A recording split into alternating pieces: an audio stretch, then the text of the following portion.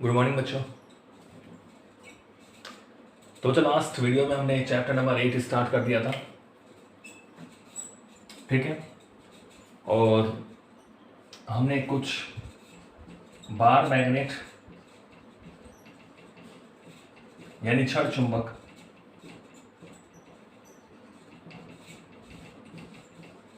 इसके हमने कुछ गुणधर्म पढ़े थे। क्या पढ़े थे? कुछ गुणधर्म, ठीक है। तो हमने क्या क्या पढ़ा था इसके बारे में? सबसे पहला गुणधर्म हमने पढ़ा कि इसमें आकर्षण का गुण होता है। किसका गुण होता है बच्चों? आकर्षण का गुण होता है। आकर्षण जो है वो सिरों पे अधिक होता है। सिरों पर क्या होता है? अधिक, ठीक है। और जो मध्य है, मध्य वाला जो भाग होता है, मध्य पर आकर्षण क्या होता है? कम होता है। हमने कैसे पता लगाया कि लोहे का हमने एक बुरादा लिया, पाउडर लिया, चूर्ण लिया, उसको हमने उसमें स्प्रे करके देखा तो ज्यादा जो मात्रा है वो कहां पे थी? सिरों पे ज्यादा थी। तो हमने पता लगा कि आकर्षण कहां पे ज्यादा होता है? सिरों पर, ठीक है। फिर हमने देखा कि जो सजातीय ध्रुव है, सजातीय ध्रुवों में क्या होता था? प्रतिकर्षण, ठीक है।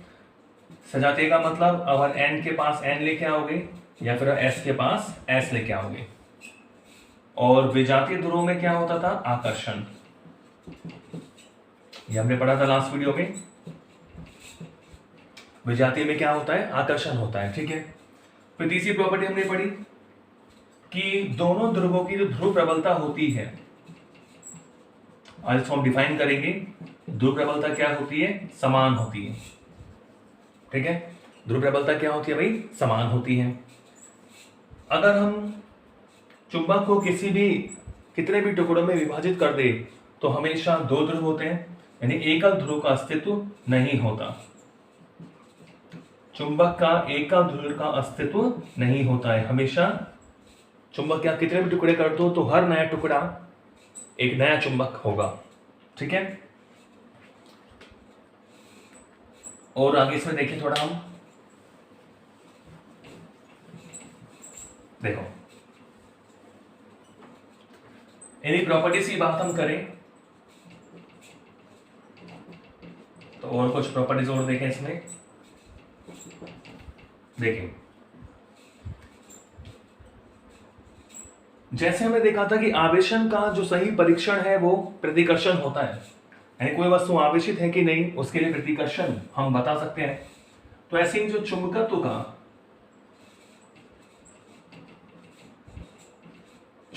का जो सही परीक्षण है,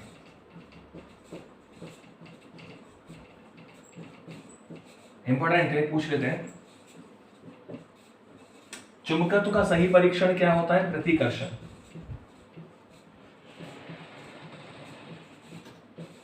चुंबकत्व का सही परीक्षण क्या होता है? प्रतिकर्षण है। And repulsion is a correct test for magnetism. चुंबकत्व का सही परीक्षण कैसा है बच्चों? प्रतिकर्षण।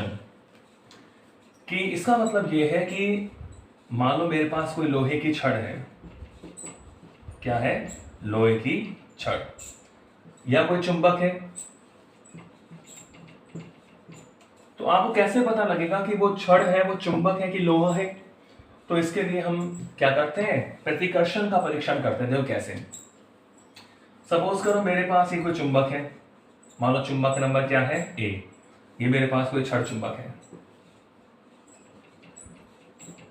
क्या है? छड़ चुंबक बार मैग्नेट।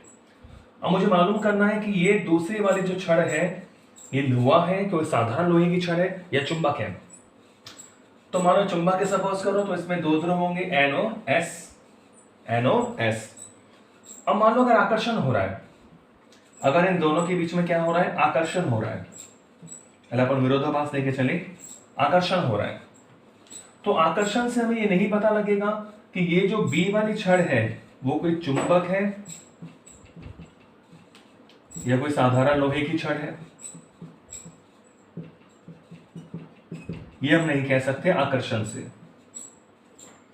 क्योंकि अगर साधारण लोहा भी होगा, कोई लोह कण भी होगा, तो उसको भी चुंबक क्या करेगा?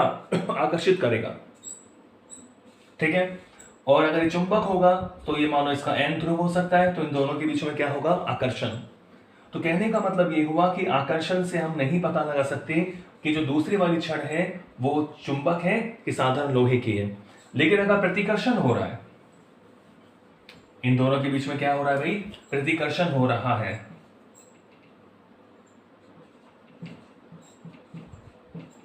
क्या हो रहा है, प्रतिकर्षण। तो निश्चित रूप से S ध्रुव होगा। अगर ये चुंबक इस छड़ B को प्रतिकर्षित कर रहा है तो निश्चित रूप से क्या होगा, S होगा, क्योंकि S के पास क्या होगा, S होगा, तभी तो क्या होगा, प्रतिकर्षण होगा। तो इसका मतलब ये हुआ कि अब निश्चित रूप से BB क्या होगी, कोई चुंबक होगी।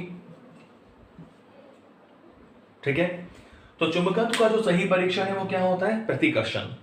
आकर्षण तो लोहे की छड़ पे भी हो सकता है, साधारण लोहा, कोबाल्ट, निकेल, एल्युमिनियम में भी हो सकता है। लेकिन अगर ये मैग्नेट है तो निश्चित रूप से यहां पर क्या होगा, S ध्रुव होगा, यानी प्रतिकर्षण ही चुंबकत्व का सही परीक्षण है। क्लियर। और देखें,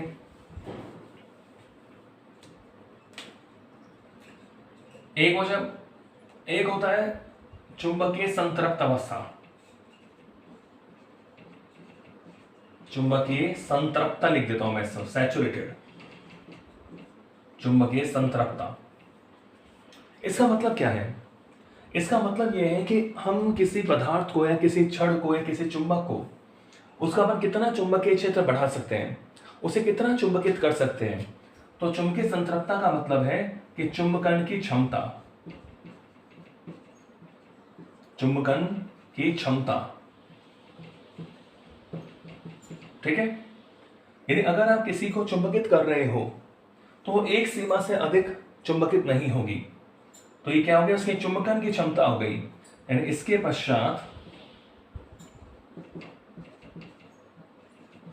पश्चात चुंबकन नहीं होता है, चुंबकन नहीं होता है, तो ये संतृप्तता हो गई, संतृप्त हो गया। ठीक है, इसे क्या बोलते हैं, संतृप्त अवस्था, संतृप्त अवस्था। यानी आप किसी पदार्थ को चुंबकित कर रहे हो, मैग्नेटाइजिंग कर रहे हो, तो ऐसा नहीं कि वो हमेशा ही चुंबकित होता रहेगा, हमेशा ही आप उसे मैग्नेटाइज करते रहोगे। एक अवस्था ऐसी आएगी जिसके बाद चुंबकन होना क्या हो जाएगा, दूर हो जाएगा, बंद हो जाएगा, रुक जाएगा। तो उस अवस्था को अपन क्या बोलते हैं, संतृप्त अवस्था, सैचुरेटेड पोजीशन, सैचुरेटेड। तो इस अवस्था के बाद चुंबकन नहीं होगा, यानी ये कौन सी अवस्था हो जाएगी बच्चों, ये हो जाएगी हमारी चुंबकित अवस्था, यानी संतृप्त अवस्था। ठीक है, तो ये भी इसकी प्रॉपर्टी है। एक प्रॉपर्टी और देखें,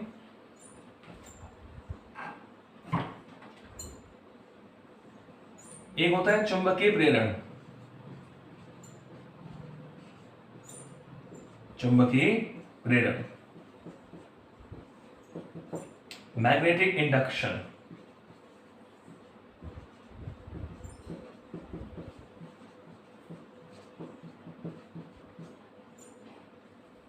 चुंबकीय प्रेरण यानी मैग्नेटिक इंडक्शन क्या होता है। प्रेरण शब्द हमने पढ़ा है, इलेक्ट्रिसिटी में भी हमने पढ़ा था, विद्युत प्रेरण के बारे में हमने समझा था। चुंबकीय प्रेरण का मतलब क्या है कि जैसे मान लो मेरे पास ये कोई चुंबक है, ये इसका मान लो N सिरा है और ये इसका क्या है, S सिरा। तो अगर मान लो यहाँ कोई दूसरी कोई चुंबकीय पदार्थ की कोई छड़ है, कोई लोहे की छड़ है, तो अगर ये इसके पास है तो यहाँ पर इसका जो पास वाला सिरा है, यहाँ विपरीत ध्रुव की उत्पत्ति हो जाती है, तभी तो इनमें क्या होता है, आकर्षण होता है। तो प्रेरण का मतलब क्या हुआ कि विपरीत ध्रुव की उत्पत्ति होना, विपरीत ध्रुव की उत्पत्ति होना, इस घटना को हम क्या बोलते हैं, चुंबकीय प्रेरण। अगर हम किसी चुंबक को किसी लोहे की छड़ के पास लेके आते हैं तो आपको पता है भाई वो क्या होती है, आकर्षित होती है।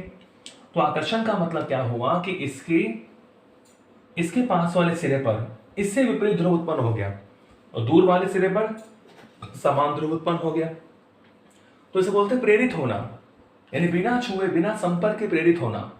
तो यहां विपरीत ध्रुव की उत्पत्ति होना क्या कहलाता है, चुंबकीय प्रेरण करना कहलाता है। ठीक है,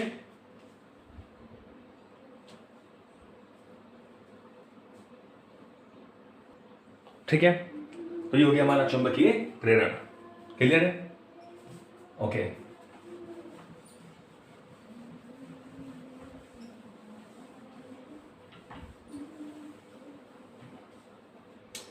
तो आज हम कुछ डेफिनेशन पढ़ेंगे जो हमारे आगे टॉपिक्स में काम आएंगी।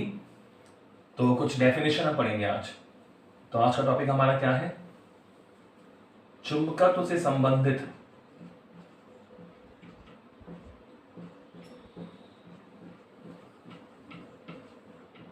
कुछ परिभाषाएं।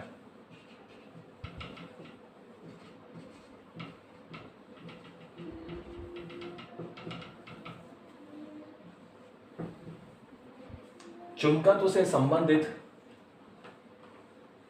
कुछ परिभाषाएं, सम डेफिनेशन रिलेटेड टू मैग्नेटिज्म। ठीक है, तो ये हमारा अच्छा टॉपिक है। कुछ डेफिनेशंस हैं वो हमें मालूम होने चाहिए। तो सबसे पहली जो परिभाषा मैं ले रहा हूं बच्चों, वो है हमारे पास चुंबकीय अक्ष।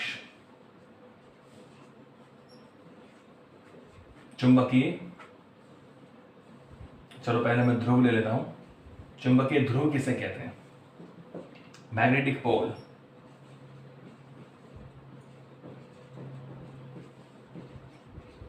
चुंबकीय ध्रुव यानी मैग्नेटिक पोल किसे कहते हैं? Magnetic pole. देखिए, देखो हमें पता है कि जैसे हमारे पास ये कोई क्षण चुंबक था, ठीक है। अब इसके सिरों के निकट, यानी बिल्कुल सिरों पे नहीं, सिरों के थोड़ा कुछ दूर, सिरों के निकट दो बिंदु ऐसे आपको मिलेंगे जहां चुंबकत्व सबसे ज्यादा होता है। चुंबक के सिरों के निकट वे बिंदु जहां चुंबकत्व बहुत अधिक होता है वो क्या कहलाते हैं? चुंबकीय ध्रुव कहलाते हैं। तो दो ध्रुव होते हैं, एक तो एन ध्रुव और दूसरा एस ध्रुव। तो चुंबकीय ध्रुव का मतलब क्या हुआ? चुंबक के सिरों के निकट वे बिंदु जहां चुंबकत्व सबसे अधिक होता है उसे क्या बोलते हैं अपन? चुंबकीय ध्रुव बोलते हैं। क्लियर है? ओके, दूसरी डेफिनेशन में ले रहा हूं बच्चों, चुंबकीय अक्ष। चुंबकीय अक्ष, ठीक है, मैग्नेटिक एक्सिस।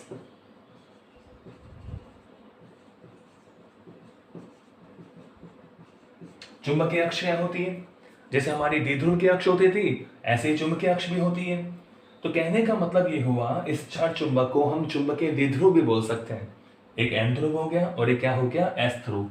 तो इसको हम क्या बोल सकते हैं? क्षण चुंबक जो हमारे पास है, इसको हम और क्या बोल सकते हैं? चुंबकीय द्विध्रुव भी बोल सकते हैं, मैग्नेटिक डाइपोल। चुंबकीय द्विध्रुव, मैग्नेटिक डाइपोल। तो चुंबक के दोनों ध्रुवों को मिलाने वाली जो काल्पनिक रेखा है, चुंबक के दोनों ध्रुवों को मिलाने वाली जो काल्पनिक रेखा है उसी को हम क्या बोलते हैं बच्चों? चुंबकीय अक्ष बोलते हैं।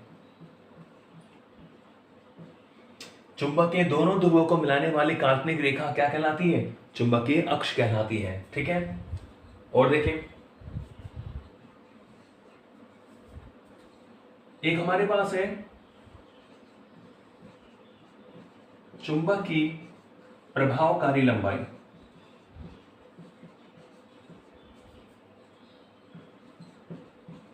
Effective length of magnet.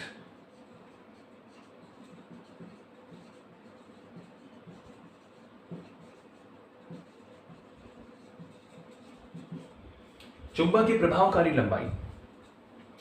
तो देखो बच्चों, प्रभावकारी लंबाई का मतलब क्या है?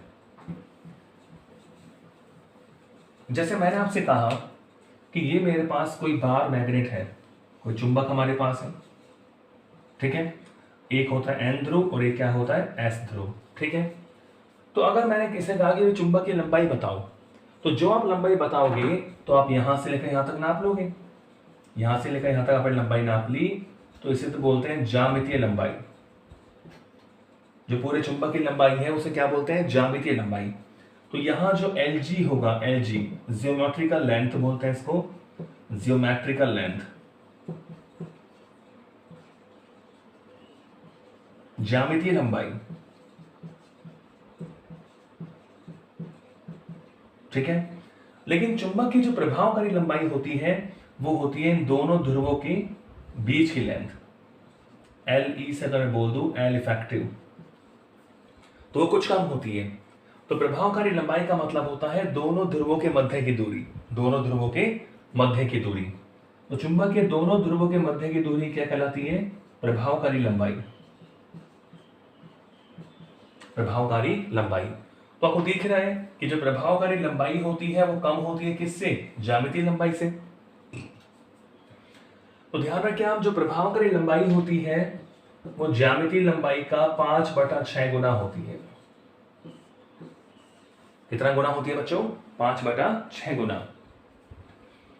प्रभावकारी लंबाई जो होती है वो ज्यामितीय लंबाई का 5/6 गुना होती है। ज्यामितीय लंबाई का मतलब होता है चुंबक की कुल लंबाई, यानी यहां से लेकर यहां तक की लंबाई, एक सिरे से दूसरे सिरे तक की लंबाई। तो ये तो थी ज्यामितीय लंबाई। और अगर हम प्रभावकारी लंबाई की बात करें तो दोनों ध्रुवों के जो मध्य की लंबाई है उसे क्या बोलते हैं? प्रभावकारी लंबाई।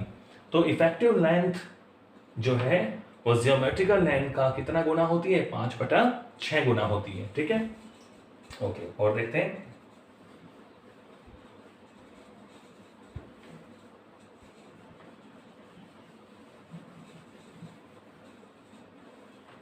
देखें नेक्स्ट मैं ले रहा हूं चुंबकीय याम्योत्तर। चुंबकीय याम्योत्तर, ये सब डेफिनेशंस टर्म जो है वो आगे काम आएंगी, तो हमें मालूम होना चाहिए। इसे बोलते हैं मैग्नेटिक मेरिडियन। चुंबकीय याम्योत्तर यानी मैग्नेटिक मेरिडियन क्या होता है? बच्चों चुंबकीय याम्योत्तर का मतलब क्या है? जैसे मान लो मेरे पास ये चुंबक था, ठीक है, ये इसका एन सिरा था और ये इसका क्या सिरा था? एस सिरा था। तो दोनों ध्रुवों से गुजरने वाला ये जो ऊर्ध्वाधर तल है, चुंबक के दोनों ध्रुवों से गुजरने वाला ये जो ऊर्ध्वाधर तल है बच्चों, ये वाला, इसे बोलते हैं मैग्नेटिक मेरिडियन। इसी को हम बोलते हैं चुंबकीय याम्योत्तर। चुंबक के दोनों ध्रुवों से गुजरने वाला ये जो ऊर्ध्वाधर तल है, ऊर्ध्वाधर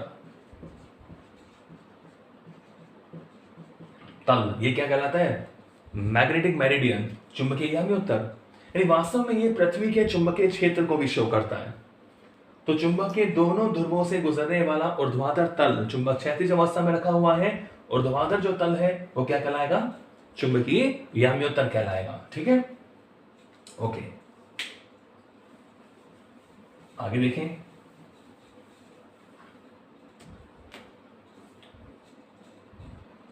तो बच्चों हमने ध्रुव प्रबलता की बात की थी, तो आज उसको डेफिनेशन बताया उसकी अपन। तो देखो ध्रुव प्रबलता, इसको अपन ध्रुव सामर्थ्य भी बोल देते हैं। ध्रुव सामर्थ्य, पोल स्ट्रेंथ, किससे शो करते हैं इसको? स्मॉल एम से शो करते हैं। क्या बोलते हैं? पोल स्ट्रेंथ।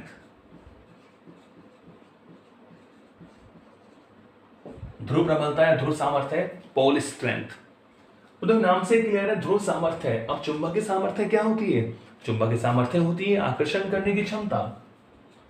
ध्रुव प्रबलता या आकर्षण करने की क्षमता, क्या बोलेंगे? आकर्षण करने की जो क्षमता है, आकर्षण करने की क्षमता क्या कहलाती है भाई? ध्रुव प्रबलता कहलाती है। यानी कहने का मतलब ये हुआ कि हमारे पास ये मैग्नेट है, ठीक है, ये हो गया बच्चों एन, ये क्या हो गया? एस। तो इसके आकर्षण करने की क्षमता स्मॉल एम, इसके आकर्षण करने की क्षमता स्मॉल एम। तो चूंकि दोनों ध्रुवों की ध्रुव प्रबलता समान होती है, चुंबक के दोनों ध्रुवों की ध्रुव प्रबलता समान होती है, इसकी भी एम है तो इसकी भी क्या होती है? एम। जो उनका संख्यात्मक मान है वो क्या होता है? समान।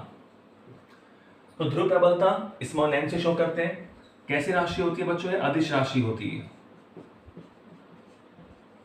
कैसी राशि होती है? अदिश राशि होती है। क्लियर है? अब देखिए, तो ये तो इसकी डेफिनेशन हो गई फिजिकल कि चुंबक के ध्रुव की जो आकर्षण करने की क्षमता है उसे हम क्या बोलते हैं? ध्रुव सामर्थ्य बोलते हैं, या ध्रुव प्रबलता के नाम से इसको हम जानते हैं। दोनों ध्रुवों की प्रबलता कैसी होती है? समान होती है। ठीक है, कैसी राशि होती है? अदिश राशि। अब देखो, जैसे आपने पढ़ा था कि हमारे पास कोई चार्ज है Q और वो मान लो E विद्युत क्षेत्र में रखा हुआ है, उस पर कितना फोर्स लगता है? F = QE लगता है। ये हमने पढ़ा हुआ है वैद्युत बल। धनावेश है तो धनावेश की दिशा में, और ऋणावेश होगा तो उसके विपरीत दिशा में विद्युत क्षेत्र के। तो ऐसे ही अगर कोई ध्रुव हमारे पास है, ये मान लो m जो ध्रुव है, ये मान लो B चुंबकीय क्षेत्र में रखा हुआ है। किस में रखा हुआ है? B चुंबकीय क्षेत्र में रखा हुआ है। तो इस पर एक फोर्स लगता है F is equal to mb। जैसे यहां तो होता है आवेश, इलेक्ट्रिसिटी में क्या होता है? आवेश, और यहां होता है ध्रुव प्रबलता। इसको हम चुंबकीय आवेश भी बोल देते हैं। मॉडर्न फिजिक्स में इसको हम चुंबकीय आवेश के नाम से भी जानते हैं। इसको कई बार ऐसे भी लिख देते हैं कि F is equal to QMB। तो ये मैग्नेटिक चार्ज को शो कर रहा है। तो मैग्नेटिक चार्ज का मतलब क्या होता है? पोल स्ट्रेंथ, ध्रुव प्रबलता। तो F is equal to MB या F is equal to QMB। तो यहां जो QM मैंने लिखा है, ये किसको शो कर रहा है? ये चुंबकीय आवेश को शो कर रहा है। ये किसको बता रहा है? चुंबकीय आवेश को। तो F is equal to MB, ये चुंबकीय बल है, ये चुंबकीय क्षेत्र है। तो देखो यहां से हम डेफिनेशन ले सकते हैं F is equal to MB से। तो इससे हम देखें कि M इज इक्वल टू क्या आ जाएगा? F upon B। और अगर मान लो यदि B इज इक्वल टू 1 हो तो M इज इक्वल टू क्या हो जाएगा? F। M is equal to F upon B। B is equal to 1 हो तो M इज इक्वल टू क्या हो गया? F। इसका मतलब क्या हुआ कि एकांक चुंबकीय क्षेत्र या एकांक तीव्रता में स्थित किसी चुंबक पर या किसी ध्रुव पर जितना चुंबकीय बल लगता है उसे क्या बोलते हैं? उसकी ध्रुव प्रबलता बोलते हैं। तो इसको हम ऐसे भी डिफाइन कर सकते हैं कि एकांक तीव्रता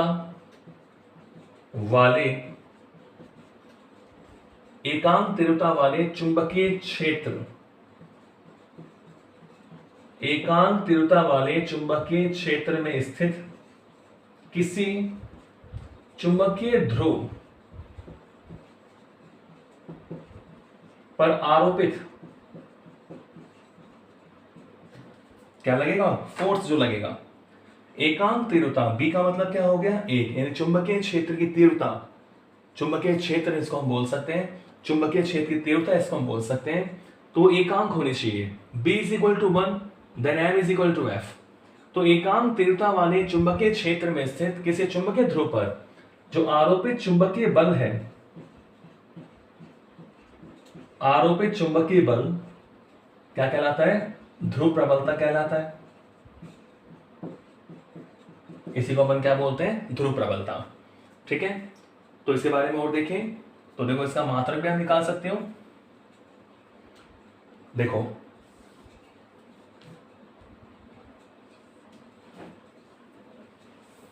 यहां देखिए, small m is equal to F upon B। चूंकि small m is equal to क्या है बच्चों? F upon B। और देखो इसका मात्रक क्या आएगा? बल का मात्रक क्या होता है? न्यूटन। B का मात्रक न्यूटन पर एम्पियर मीटर, न्यूटन पर एम्पियर मीटर। न्यूटन से न्यूटन कैंसिल हो गया, तो ध्रुव प्रबलता का मात्रक क्या होता है? Ampere into metre. ठीक है, ध्रुव प्रबलता का मात्रक क्या हो गया? Ampere into metre, ampere into metre. ये होता है हमारा ध्रुव प्रबलता का मात्रक, एम्पियर इंटू मीटर। अच्छा ऐसे देखो डायमेंशन क्या होगी? इसकी विमा क्या हो जाएगी? एम्पियर यानी m0, मीटर है तो L1, T0, A1। ये क्या हो गया? इसकी विमा। ध्रुव प्रबलता का मात्रक होता है एम्पियर इंटू मीटर। ठीक है, एम्पियर इंटू मीटर। विमा क्या होती है इसकी? L1 और A1। L for metre, A for ampere. तो M0, L1, T0, A1। तो ये तो हमारा ध्रुव प्रबलता या ध्रुव सामर्थ्य है। ठीक है, और देखिए नेक्स्ट,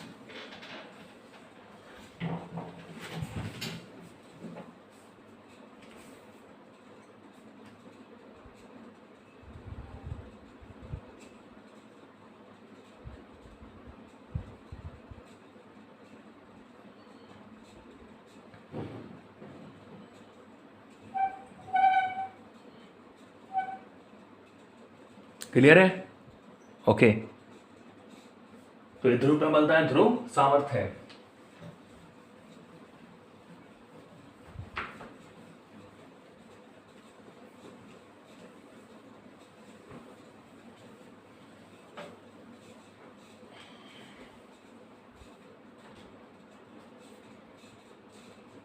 और देखें इसमें वो डेफिनेशन,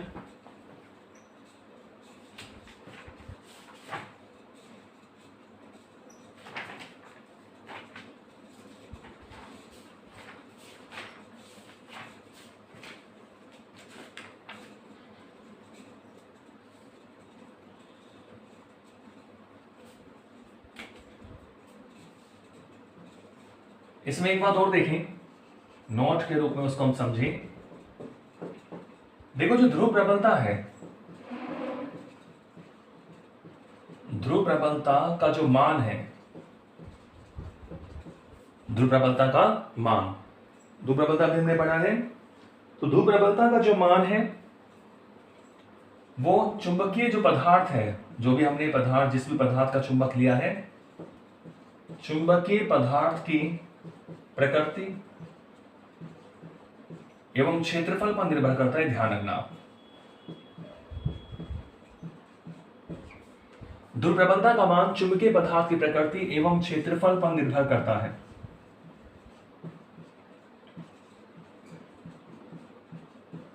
क्षेत्रफल पर निर्भर करता है, उसकी लंबाई पर डिपेंड नहीं करता। लंबाई पर नहीं। ध्रुव प्रबलता का जो मान है वो चुंबकीय पदार्थ की प्रकृति एवं क्षेत्रफल पर निर्भर करता है, लंबाई पर नहीं। इसका मतलब जैसे मान लो ये हमारे पास, मैंने इस तरह कोई पदार्थ लिया, देखो एक इस तरह मैंने पदार्थ ले लिया, ठीक है, और एक मैंने इस तरह ले लिया,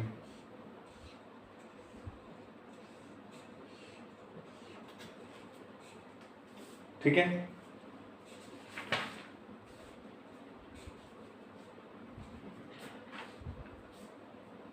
तो यहां इसका जो अनुप्रस्थ क्षेत्रफल है वो अधिक है।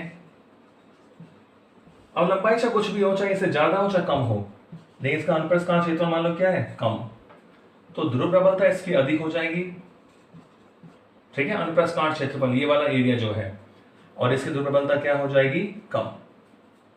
लंबाई पर डिपेंड नहीं करता, केवल किस पर डिपेंड करता है, अनुप्रस्थ क्षेत्रफल और पदार्थ की प्रकृति पर, कि हमने कौन सा पदार्थ लिया है, ठीक है बच्चों। तो एक नियम, या इसी में हम एक डेफिनेशन पढ़े, एक नियम एक तरीके से, देखो चुंबकीय ध्रुवों के मध्य, जैसे हमने कूलाम का नियम पढ़ा था इलेक्ट्रिसिटी में, बिल्कुल वैसे ही चुंबकीय ध्रुवों के मध्य आरोपित चुंबकीय बल,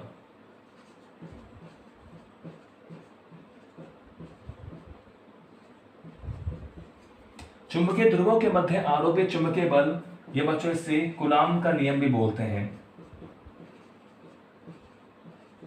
यानी ये जो नियम बताया था चुंबकीय बल के लिए, वो भी किसने बताया था, कूलाम ने ही बताया था, ठीक है। तो अगर आपसे कूलाम का नियम की बात आती है तो आपको वही लिखना है, आवेशोमाला। ये आपके लिए बोलेगा कि चुंबकीय ध्रुवों के मध्य चुंबकीय बल, या चुंबकीय बल के लिए कूलाम का नियम लिखो। चुंबकीय बल के लिए क्या लिखो, कूलाम का नियम लिखिए, ठीक है। बाय डिफॉल्ट अगर आपसे केवल कहता है कूलाम का नियम लिखिए, तो आपको वही लिखना है इलेक्ट्रिसिटी वाला, यानी K Q1 Q2 upon R square. यह आपके लिए बोलेगा कि चुंबकीय बल के लिए कूलाम का नियम लिखो। तो कूलाम ने क्या बताया कि अगर मान लो हमारे पास ये दो चुंबक है, सपोज करो ये इसका N, ये इसका S, ये मान लो M1 ध्रुव प्रबलता का चुंबक है, अब दोनों ध्रुव लेने पड़ेंगे, और ये मान लो दूसरा हमारे पास चुंबक है, दोनों ही क्षण चुंबक है, ये मान लो N और ये S, तो इसकी ध्रुव प्रबलता मान लो कितनी है, M2, ठीक है। और इनके ध्रुवों के मध्य दूरी कितनी बच्चों, R है। ध्रुवों के मध्य दूरी कितनी है, स्मॉल r। तो हमारे पास दो चुंबक है M1 M2 ध्रुव प्रबलता वाले, स्मॉल m1 स्मॉल m2 ध्रुव प्रबलता है। ये दो चुंबक हमारे पास हैं जिनके दोनों ध्रुवों के मध्य दूरी कितनी है, स्मॉल r। तो क्वेश्चन क्या है, गुलाम ने क्या बताया कि इन दोनों ध्रुवों के मध्य लगने वाले जो चुंबकीय बल का मान है F, वो इन दोनों चुंबकों की ध्रुव प्रबलताओं के गुणनफल के तो क्या होता है, समानुपाती होता है, और उनके मध्य दूरी के वर्ग के क्या होता है, व्युत्क्रमानुपाती होता है। जैसे वहां इलेक्ट्रिसिटी में हमने पढ़ा था कि F इज इक्वल टू के Q1 Q2 upon are square. तो वहां तो आता है आवेश और यहां क्या आता है, चुंबकीय आवेश, यानी ध्रुव प्रबलता आती है। तो गुलाम ये कहता है कि दोनों ध्रुवों के मध्य लगने वाला जो आकर्षण या प्रतिकर्षण बल है, जो चुंबकीय बल है, उन दोनों ध्रुवों की ध्रुव प्रबलताओं के मानों के गुणनफल के समानुपाती और उनके मध्य दूरी के वर्ग के क्या होता है, व्युत्क्रमानुपाती होता है। तो बच्चों देखो, समानुपाती का चिन्ह हटता है तो यहां भी कांस्टेंट आता है के m1 m2 upon are square.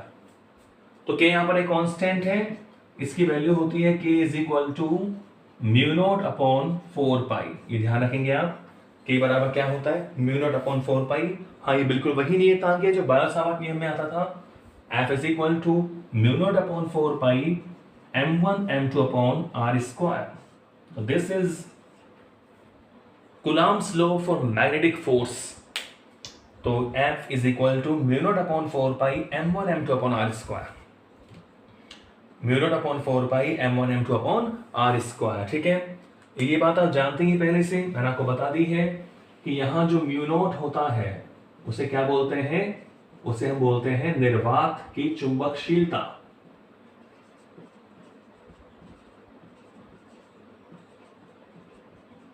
क्या बोलते हैं इसको हम, निर्वात की चुंबकशीलता।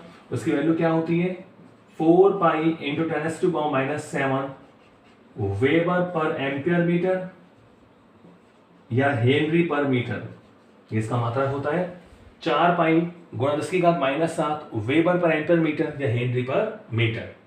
ठीक है, तो इसमें इसकी वैल्यू रखें हम, म्यू नॉट की वैल्यू रखें। देखो समीकरण 1 से क्या होगा, F is equal to mu naught की वैल्यू रखो इसमें आप, तो म्यू नॉट की वैल्यू रखोगे आप तो क्या हो रहा है, देखो 4 पाई गुणा 10⁻⁻7 बटा 4 पाई। ठीक है, और ये आ रहा है m1 m2 upon are square.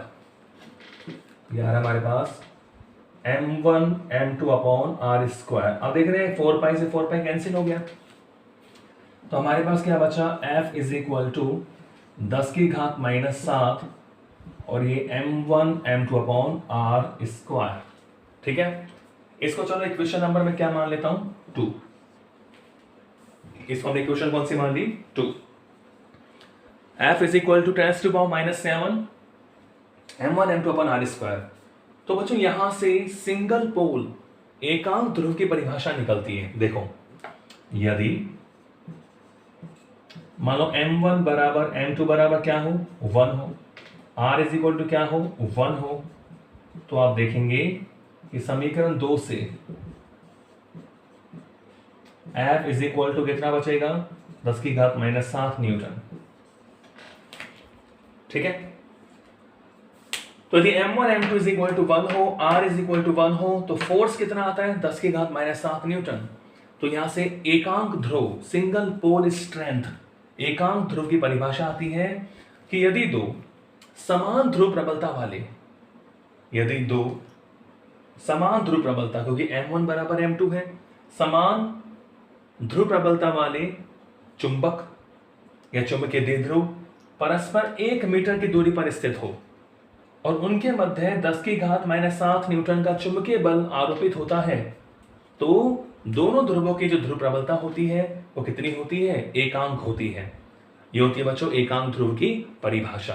तो समझ गए आप, ध्यान रखिए क्वेश्चन के लिए कि F is equal to mu naught upon 4 pi m1 m2 upon are square.